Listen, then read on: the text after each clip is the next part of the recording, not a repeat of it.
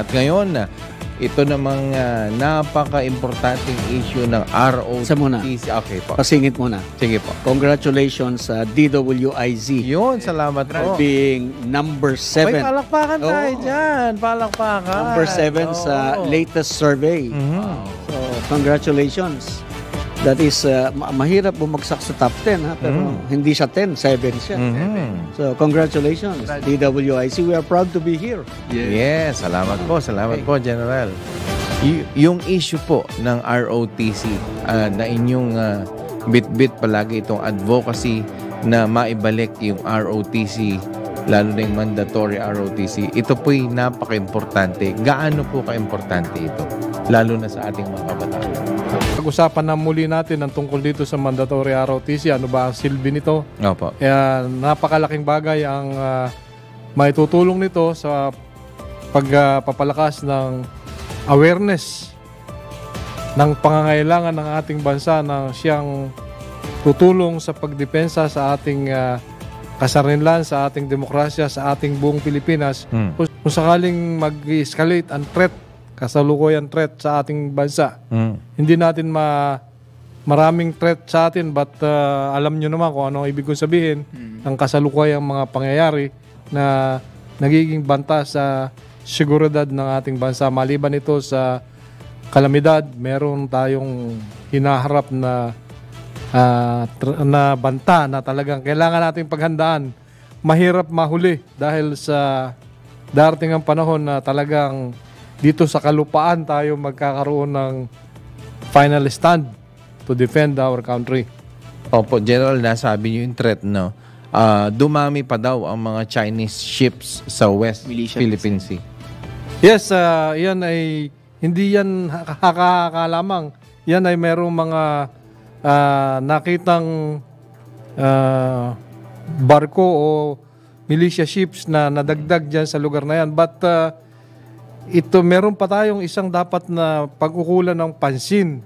Yung tungkol dito sa mga naglipa ng mga dayuhang mag-aaral kuno. Kung ating babalikan ang mga nangyari sa atin bago nagkaroon ng giyera, Second World War na ang ating nakalaban ay ang Japan. Yes po. Wala po itong walang no offense meant. But ito history ang pinag-uusapan natin. Noong mga panahon na yon na nandito na sila sa atin. Opo. Nagtatrabaho sila sa atin kahit dyan sa may gawing kanto, sa palibot, mga tagaluto, driver, sa restore. Sila pala ay mga opisyal ng Japanese Army. Imperial Army. So nung biglang nagkaroon ng labanan, nandyan na sila agad. Ganon din ang nakikita naming nangyayari unti-unti. Nandyan sila sa paligid ng airport, nandyan sila sa malapit sa mga kampo, nandyan sila sa gitna ng ating mga subdivision. At lately, hindi naman ito maikakaila. Lately, may nahuling mga high-powered firearms, kasama pa yung helmet, tsaka yung protective body gears. But isipin nyo kung ating pag-iisipan to, ito isang bilang paggising sa ating mga law enforcers na dapat sana ma-monitor ito at ma-avoid yung mga ganitong klaseng sitwasyon. Yes po. Dahil sa ito talaga ay very alarming. Pero kung yung mga kabataan natin ay trained through ROTC, kumbaga nasa kanilang training at kumbaga ang patriotism ng mga kabataan kapag dumadaan sa ganyan training sa ROTC ay mas mataas ang antas. So yung mga ganyan na threat, mapapailalim na threat, o ito talaga outward na threat itong mga barko mas mapapangalagaan natin ang ating bansa. Yes, at saka nabanggit mo yung klase ng training. Ito kasing bahagi ng ating ROTC training ay yung pagiging observant, yung sa intelligence module.